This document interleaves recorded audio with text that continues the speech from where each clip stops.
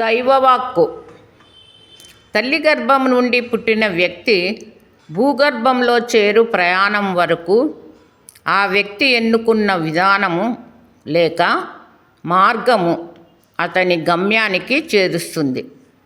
అది మంచి మార్గము అయితే స్వర్గము, లేక చెడ్డవైన నరకం.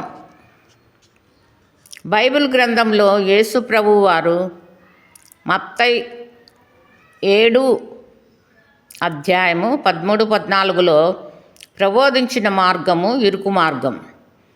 ఈ ఇరుకు మార్గము తన శరీరమునకు నష్టం కలిగించవచ్చు, కానీ ఆ వ్యక్తి ఆత్మకు నిత్య జీవము కలిగిస్తుందని బోధించినారు.